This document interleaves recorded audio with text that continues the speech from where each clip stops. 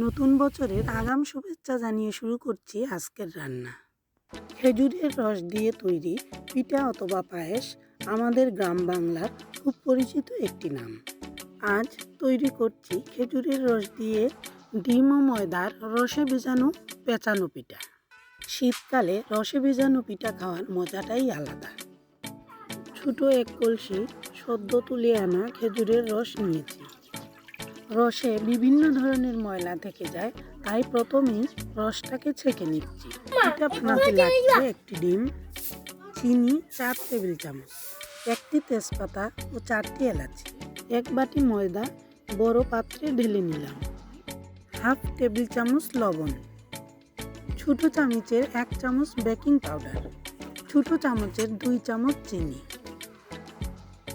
সেই সাথে 2 টেবিল চামচ তেল। সমস্ত উপকরণগুলো ময়দার সাথে ভালো করে মিশিয়ে নিচ্ছি। খেজুরের রস ছাড়াও চিনি অথবা গুড়ের শিরাতেও এই পিঠাটি তৈরি করা যায় এবং খেতেও অনেক ভালো। ময়দা ভালো করে মাখানো হয়ে গেলে এবার ডিম দিয়ে দিচ্ছি। কাঁটা চামচ দিয়ে ডিমটাকে ভালো করে ফেটিয়ে নিলাম। ফেটানো ডিম আবারও ময়দার সাথে ভালো করে মিশিয়ে নেব। পিঠা আমরা কম বেশি সবাই পছন্দ করি।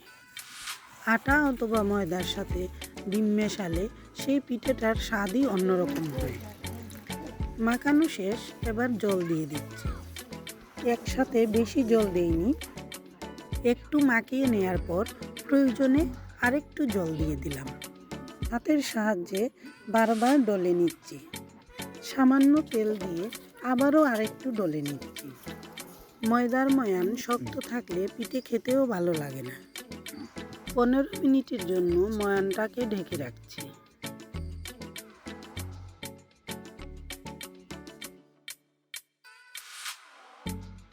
পনেরো মিনিট পর আবারও একটু ডলে নিচ্ছি। এবার হাত দিয়ে ছোট করে লেচি কেটে নিচ্ছি।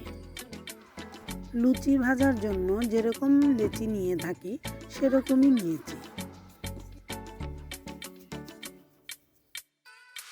এবার লেচিগুলোকে লম্বা করে নিচ্ছি।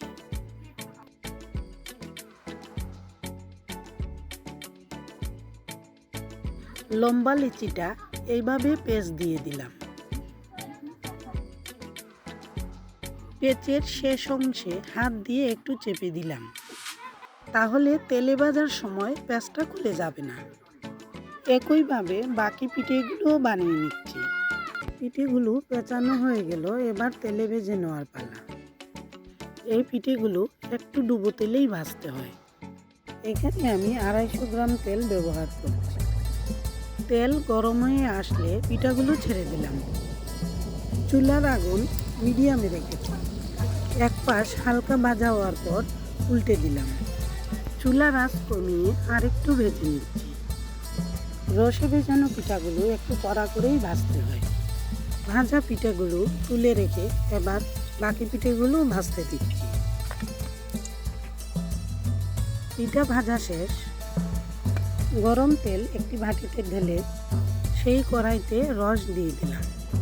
এবার চিড়ে দেওয়া একটা তেজপাতা, 4টি এলাচি মুখ ছাড়ানো, সামান্য লবণ, সেই সাথে 3 টেবিল চামচ চিনিও দিয়ে দিলাম।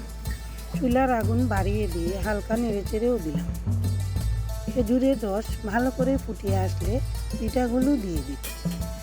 চুলার আঁচ একটু কমিয়ে দিয়ে 7-8 মিনিটের জন্য ঢেকে দিয়েছি। 8 মিনিট পর ঢাকনাটি তুলে পিঠাগুলো উল্টে দিচ্ছি। পিঠে উল্টানো হয়ে গেলে আর কিছুক্ষণ কম আঁচে ঢেকে রাখবো। পিঠাগুলো যখন রসে ডুবে যাবে তখন পিঠে নামিয়ে নিতে হবে। বাটিতে পিঠাগুলো নামানোর পর আরও 3-4 ঘন্টা অপেক্ষা করতে হবে। পিঠাগুলো রসে ডুবে একদম ফুলে উঠবে। এবার পিঠাগুলো খেতে অনেক নরম লাগবে এবং মুখে দিলে মিলিয়ে যাবে। পরবর্তী ভিডিওগুলো পেতে চ্যানেলটিকে সাবস্ক্রাইব করুন।